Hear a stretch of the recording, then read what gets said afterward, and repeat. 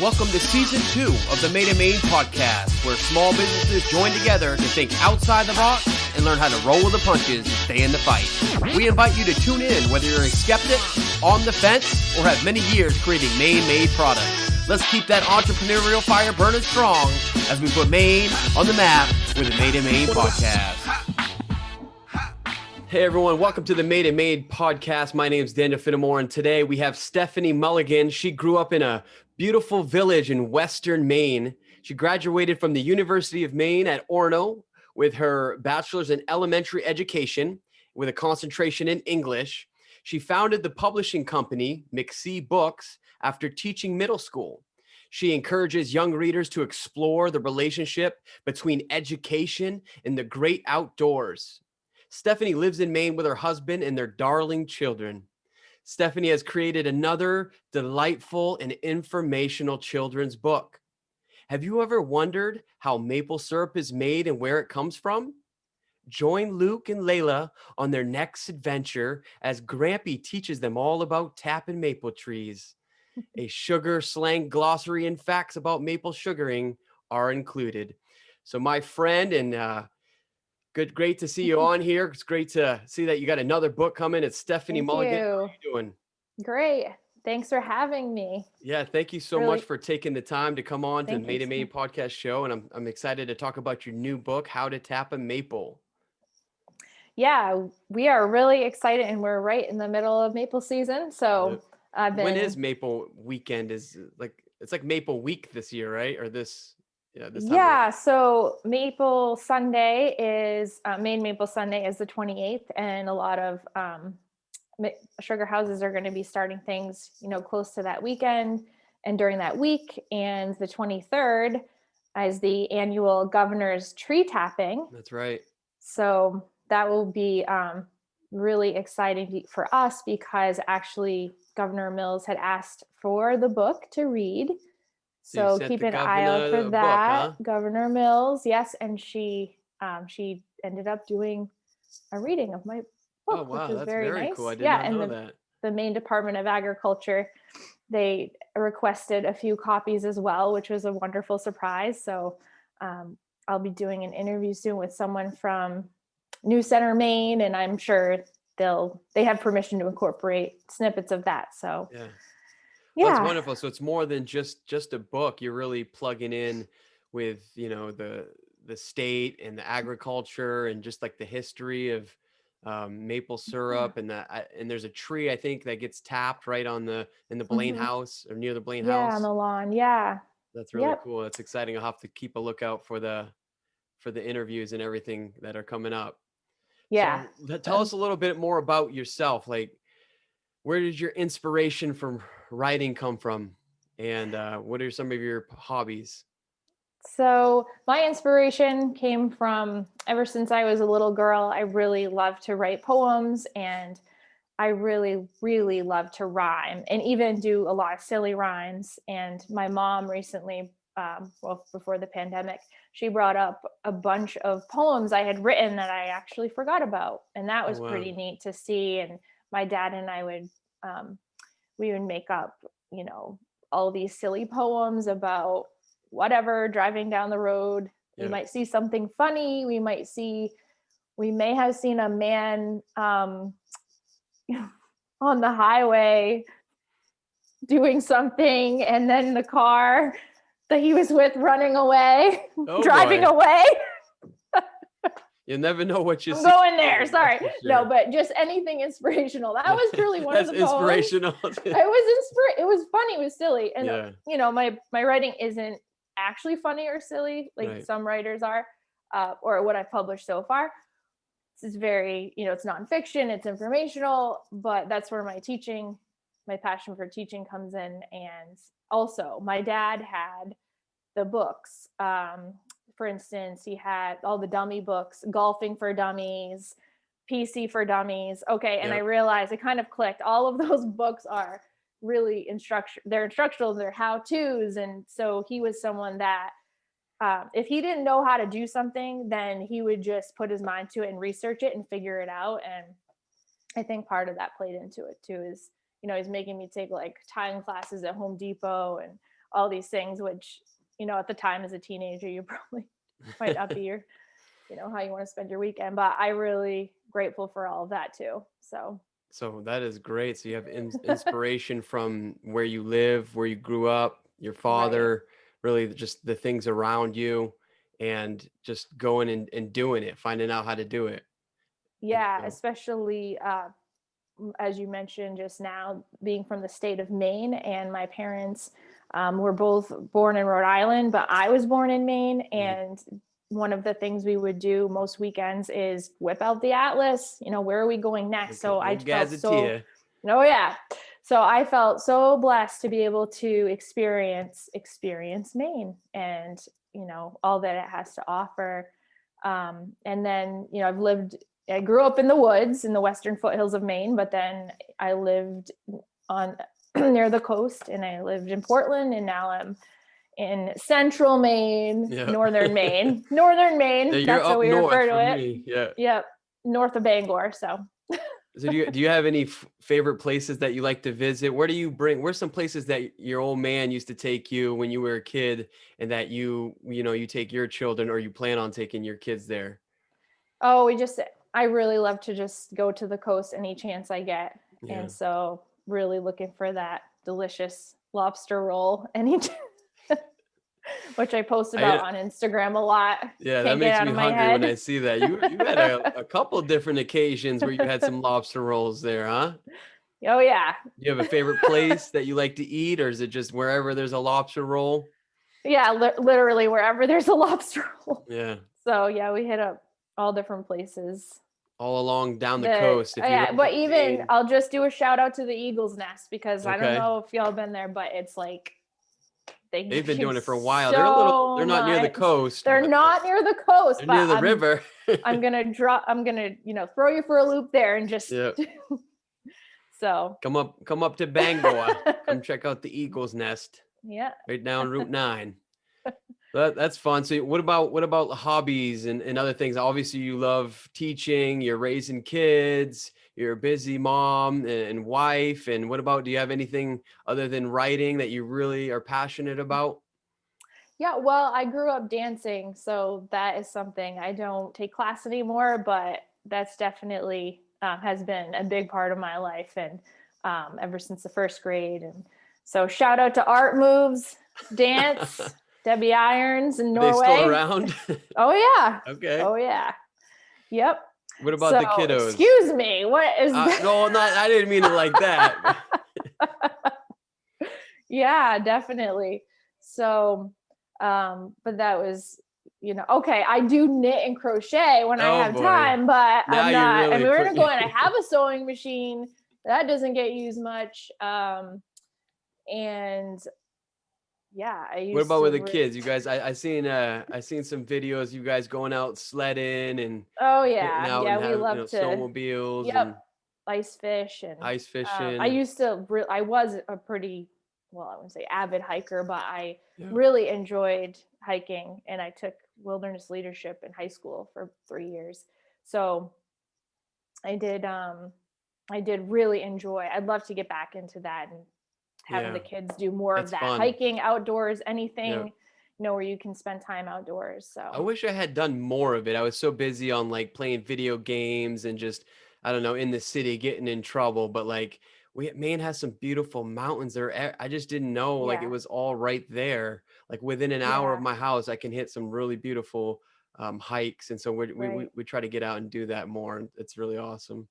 I really do. You were mentioning places to eat, and lately I've been really drawn to go to River Drivers. We went there a while ago in Millinocket, so you could see Katahdin Oh, right there too. nice. So I just think I want to make it to amazing. Baxter this year. It's been a little while since I've been up there. So I think we're going to do that. Yep, How about this? All right, I awesome. got one more question for you, and then we'll jump right into the book and everything you got going on. How about a favorite teacher in grade school? Was there one that just Oh my grabbed your heart, and word. you still remember her to this day? Maybe you even, or her or him, maybe you've even visited them. Uh, Oh, there's so many. just give me It's so one that just hard. Okay, stood out well, to her name you. was Mrs. Latlip, Julie. Okay. And What then class was she it? was married, 6th grade. And I do Yep. remember being in 6th grade, and her name's Julie Schutz now. And she was just she really let our creativeness Yeah. flourish, and she fostered that. And so I did a lot of great creative writing pieces that year. And so I found Hey, maybe it was, long story. she played a part, I love to be And able to so look back. yeah, my friend Dana will be watching this, so but anyway, we came up with these 2 fictitious characters, Edgar and Dolores Gershom, and they were from Maine. Can't believe I'm talking about this right now. Tell us. So We want all the details. we had this series, and we had, it was funny because like I said before, my mom brought these things up, and sorry, that's embarrassing. So my mom brought up some of this work from when I was in 6th grade, and there was a cartoon panel. And so I actually reached out to my friend Leona, who had done the art for it. And it was funny because I had chosen her. I was like making sure that she was the one to do the art to my story. So even then, as far as like creating picture books and like having someone, illustrate and have this talent, I was like scoping out like I want you to do my. I like that. We'll Anyway, get more. We're gonna get more into that on how you pick the people that you do. But I have a burning question. I want to know. What does it feel like? Explain to us in the best words that you can what it feels like to get that finished product in your hands. That fresh book. It just comes in. You go and pick it up. I know you just picked them up recently. How does that make you feel inside? It's just tell us. Yeah, so it's definitely, I wouldn't compare it to having a child, although some people say, it's different from that. But as there's so much preparation and the passion that goes behind it, and the inspiration and everything, etc. So you're really you're basically, it's really hard to put into words, I suppose. And I think that when I'm sharing it with people is when I'm feeling that sense of, this is my baby, this is something, that I had a hand in creating, and that sort of thing. So that really definitely, when I go to stores or I'm talking to people about it, or I think that's definitely, transpires.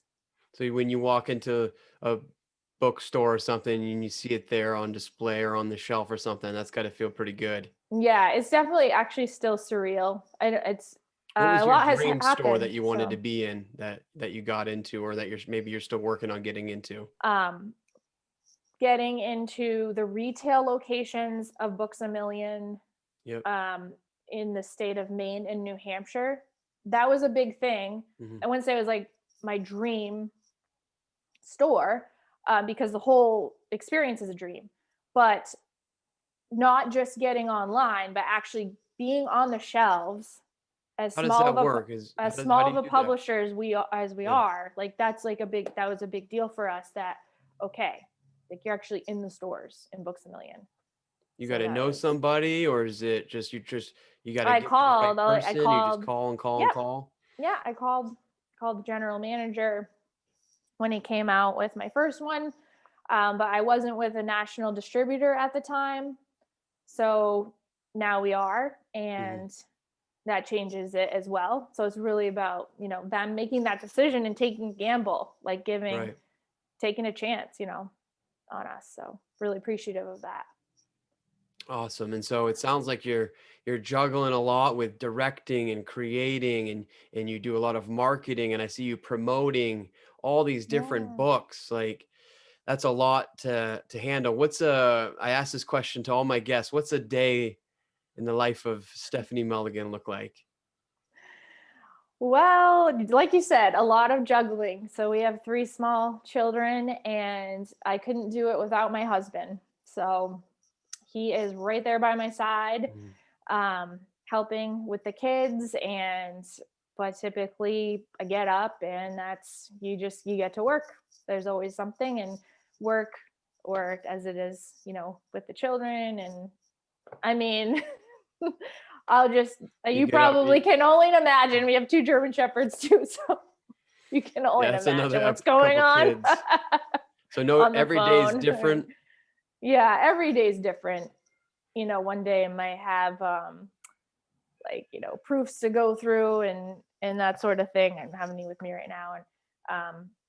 But anyway, there's always something to do, to reach out, or it's just me basically doing it all. So, and if I didn't have my designer, Grace, she's in New Hampshire, I wouldn't be able to even have my files ready to the printer and those sorts of things. So, I have my good friend Amber Requia. She helps me out, and my designer Grace, and I just have a great support system. And one of my authors, Suzanne Busby Hersey, shout out to her too, because she's helped a lot. She and her mother compiled like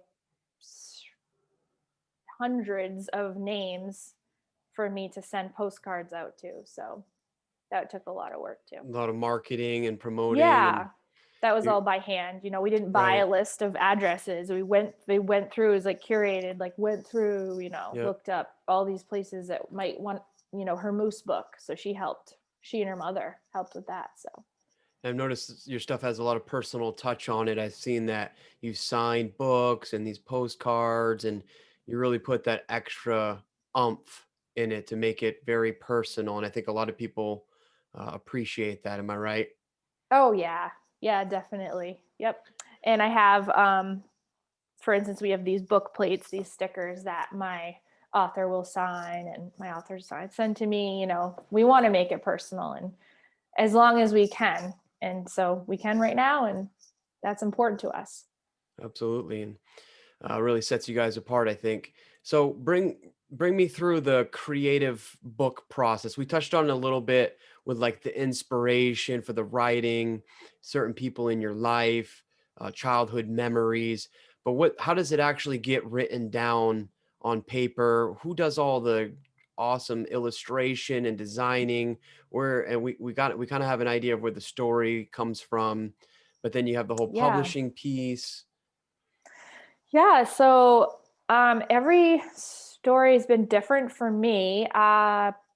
How to Catch a Keeper, I wrote in my early 20s, and I wrote it down in a spiral notebook, and it's obviously changed, it evolved, and I just hundreds and hundreds of edits, and then once you finally get your manuscript where you think it's ready, then you think about the pagination, which would be which words will go on which page, and what will the illustrations look like. And then when you start to learn about publishing, you learn, okay, a typical picture book is 32 pages. So you kind of go from there, and I do little thumbnails to make sure I had all my illustrations matched up with the text that I wanted. And my designer helps me a lot with that now. So and then it goes to the illustrator, and they're having input on, well, I allow that anyway. From every publisher is different. So so it's just been I've just been so blessed that people have been around me that they're very knowledgeable and professional, and it's been wonderful. So you get it all written up, you find an illustrator, and that takes a long time sometimes for that illustrator to get all of the artwork and everything made up, right? Yeah. So written or drawn. For How to Catch a Keeper, my artist worked, Connie Rand, she worked on the art for about 3 years. Wow. And we didn't really know, that was our first book. Yeah. So with How to Tap a Maple, it was about half the time. It also depends on, are you going to have a full spread of art, or are you going to have a lot of spot art or single pages. Right. And Most of so yours is this like has full more, pages though, right? yeah, well, but in How to Catch a Keeper. And so, but there's some spot art and how to tap a maple. Gotcha. Okay. And then, so you learn as a publisher too, like, oh, I was kind of feeling crunched for time. So yeah, that was a decision I made. Not that I was trying to cut corners, but Sure. just thought, okay, well, but it went anyway. I wanted, it all went, like, it just went, the flow was there and everything. So no pun intended, but yeah, so this is from there's a lot. So it looks of like cool. you have like you have pieces that you present, and I know that you go around and you do these school visits, but before you were doing them in person. Now where things have changed, you're doing them virtually. What does that do? Is it for you, for your scheduling, for travel and all of that? Are you able to do more of these visits, and you do them through video conferencing like we're doing now, and you have certain pieces that you show? Yeah, that's been really rocking lately. So I've been booking those up, and the kids love it and I love it. And it's just opportunity to still be engaging and interactive. But, given not the best circumstances and obviously not ideal for a school visit, but doing it over Zoom or Google Meet, that's definitely, it's been, So just are the kids in the classroom, or are they all on their own screen? sometimes the kids are in one school. It was a school in New York. They were all at home. Every single child was at home. And there's about 44 kids. The hard part is usually I can't see the kids. So that's hard because I really like to interact. And, or most of them I couldn't, their videos off. So that's different. But other times it's been hybrid. So there's been some students tuning in from home and then some in the classroom. So it's all different. What kind of But props do you use so to I to have keep some them interested? the rubber bander here. And so just teach you. This Yep. is the rubber band and it goes over the banding tool. And you The squeeze. lobster claws. Yep. And slide it over the claw. Yep. And then turn, release your grip, and then you pull it up. Cool. Yeah. So yeah, I have, and then we measure. This is the measuring gauge. So the carapace, has to be 3¼ inches. So that's what this side of the measuring gauge measures there. That's definitely a keeper. And then we have the oversize limit in Maine. Yep. So there's the 5-inch on the other side. What about maple syrup? How have you had any props created for that yet? Oh yeah. Oh my gosh. So we have the test cup here. Okay. And I'm not super knowledgeable on maple syrup, believe it or not. Father-in-law took the drill bits back, but I have the drill bits. I won't show you guys. Sorry. So we have, this is a newer version bucket with the cover. And this is pretty cool. My father-in-law made this. I don't know if I can turn you. Oh, There you go. Able to see that. So there's the tree. You drill into the tree. Yeah, this is the. Yep. And then that's what it looks like. So there's the maple. Yep. Yeah, and then the spile is right here, and this is the cover. For like rain or anything that so it keeps rain and snow out. Yeah, or just debris, Animals, or things, debris, twigs, things falling from. Yep. And so the tree will just slowly just drip the sap for how long? Well, it depends on the temperature a lot of times. So. Right. So I'm seeing a lot of them saying, a lot of the maple producers that I work with, shout out Hilltop Boilers. Sounds like they're tapping early this year. Yeah. So I can't speak to the commercial producers, but I do know that. So my father-in-law started a couple of weeks ago, and he has about 160 taps going right now. It was pretty slow start for him, slower. But now, actually, yesterday, he might have got 100 gallons of sap. So, and the ratio is 40-1. Right. So That's it takes, wild. 40 gallons of the sap to make 1 gallon maple syrup. So, but yeah, it's not over yet. So there's still hope for how much you'll get. Yeah. What else can I? Oh, this is like the new, I just to show you the difference between the taps. But then there's this type too. So that's why I had the different size. Where you drill.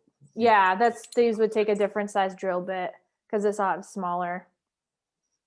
And can you tap the same tree every year, or do you have to switch up the trees? Nope, you can tap. It just has to be a certain distance apart. Okay. You don't want to. And how long will that tree run sap for? Do you know? Like I said, it really depends on it's all weather based. The season and yeah. Well, those are some great visual presentation pieces. I'm glad. Thanks for having those ready. And thanks. You're welcome. So when you go and you're doing all these virtual visits now, you show them that. I can see the children loving that and having a bunch of questions. Yeah, and I have more things too. My word, like a little seaweed boa. I have more for Keeper because I'm still collecting for. Oh, yeah. I haven't taken this out yet because I got a new one, which my father-in-law was excited about, the hydrometer. Sorry, so this is for maple to measure. But yeah, anyway, I haven't taken it out. But he said, "Oh, great, those are fragile. So now I have a backup because I bought one." Opening it up for the first time right here for a prop. Yeah. Okay, cool. Sorry. Yep. So we talk about that in my story too. So it has to. So what is that? So this is measuring the density. Right, because it could be different grades of syrup, right? There's more robust. Yep. Amber. So it has to be, and they use bricks to measure it. So it has to be 66. Huh, that's new. I didn't know that. So there's a lot to it.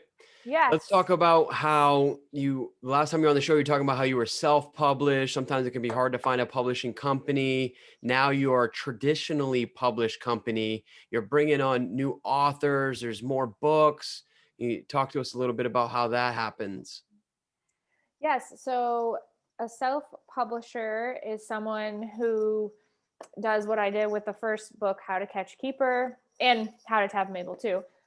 So I took care of all of the, I directed everything about it, and then I pay for the printing and everything. So a traditional publisher will accept submissions from writers and illustrators, and we are open for submissions. We check them, probably will be checking them 2 times a year at this point. And it is a really competitive field, but we're open. So I have gotten quite a few, and I've just been really blessed. So you just try to find the right fit. Is that what it comes down to? Yeah. And it has a lot to do with timing and those sorts of things, especially where we're a smaller publisher, have to be really cognizant about where we're headed and, those sorts of things. But I've been in every role, so I understand what it's like to be on the other side of, hey, would you, I've submitted to publishers, would you publish my book? And I've had interest, but then it was a decision, I've had one, some publishers say, yeah, we'll sign you, we'll publish your book. But then I had to, but it will be a few years or 2 years. So then, because everything takes a really long time in publishing, and so I had to make a decision, was I going to do that on my own or, give it away? You sign your rights away. Yeah. So that's what a traditional I feel like that would publisher change the outcome of, your company, your books, on how you want to market them and get them out. Yeah, it's definitely, and it's not out of the question. I'm saying I won't ever write for a different publisher. I know it might not make sense to some people, but this is a little confusing, but but you have more control doing it this way. Yeah. Right. Yes. So, and then I will, as a traditional publisher, we take care of everything once we sign, someone and we agree to publish, their manuscript and these sorts of things. Then it's in our hands and go from there. Can you say a few people that you've started to work with that you've signed on and published? So we're working with, well, we have Gordon Carlisle, which is a Maine illustrator. He's a Maine artist. He's from Elliott, Maine, and he's illustrating Matt's book. I wrote the book. It's about Matt, my husband, just a kid from Maine. And it's all about his journey, and just really inspirational for kids in general, and adults actually, because you might have one idea of where your life is headed, but it can take a totally different direction. And what that can look like, and giving something new a try. So that's really exciting. We're really excited about that. And we also have Stephen Costanza. He lives on North Haven. New Haven's in Connecticut. Okay. My dad. Anyway, North Haven, the island. Yep. And we're the first small publisher that he's worked with. So if you Google him, you'll see a lot of his fantastic work. Cool. So he's illustrating Maine Lullaby. And that is by the lyrics. It's, from Con. She's a lyricist. No, not Con. That's a different book. Suzanne Hallett. So she's come up with a beautiful Maine lullaby. Awesome. Put you right to sleep. Be beautiful. Well, how do you decide? This is a question I was thinking about. You and I have talked a little bit over the past year or so. How do you decide between a hardcover? Because I noticed you had a hardcover, but you also have soft covers. Do you do both? And what's the process behind that? Like, what makes you want to do a hardcover versus soft cover? Is it just is it just pricing, or is it just depending on where the book's going to be? Yeah, it can definitely, pricing can play into it. And well, for instance, with How to Tap a Maple, we really wanted to have a Maine made version of it. Yeah. And just like we had with How to Catch a Keeper. And so unfortunately there's no place to do hardcover in Maine, but the paperback can be done in Maine. So we, went with that. But yeah, hardcover is more, it has a case around it. That's the hard part of the book, is a case. And then you've got typically a dust jacket over that. And, all of that adds up. So it's always things to think about. So for like a retail perspective, obviously the hardcover with the dust cover it's gonna be a little bit more money, but I think it will last longer, right? Yeah. Yep. Typically that's. Or these are some children's books. If the children get a hang on them, I know the Keeper book, my kids loved it. We loved the little facts in the back about lobsters, and there was like little trivia stuff. And we upped the version. The same thing with the maple too. Because now we have different end pages. Beautiful. So we changed it up too. So that's like another thing that I was able to do with the just little tiny improvements. Yeah, and there's a dust jacket now. And so how about How to Tap a Maple? Does that one have a bunch of trivia and slang and stuff in the back of it? So yeah, and How to Catch a Keeper, we have the lobstering lingo, and then I just love the end pages. Sorry. And then this one has sugar slang. So give us a few slangs that maybe we haven't heard before. At least I probably haven't. Well, you probably, so this is the glossary. Yep. So we recap, different. 40 to 1. Yep. So this bricks, since you were wondering about that, with the hydrometer, it is, so the hydrometer, a tool or instrument used to measure the density of maple syrup to detect how much sugar is present in the liquid. So it's shown next to the test cup, the hydrometer. Real cool. And then you use the evaporator to boil. So the evaporator boils the water out of it? Yes, that's right. A system. Okay, read it to me. I'm the children in the class. There we go. A system that uses heat to boil sap in order to make maple syrup. Water evaporates and turns into steam while the sugar stays and makes the syrup sweet. Very sweet. So if anybody has had authentic maple syrup from Maine, you will be able to know right away it's very sweet and tasty. And we did add about maple species, and then there's some facts about the different types of maple. That is so cool. Am I going to be able to get one of these books? Oh, yeah. So. And I did add in this one, we put a little.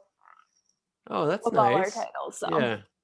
Yeah. So speaking about your titles and books, well, one, do you have any new books? You personally, are you already getting ready for something else? Are you going to take a little bit of a breather and just work on pushing, how to tap a maple? We did start. Well, I started writing.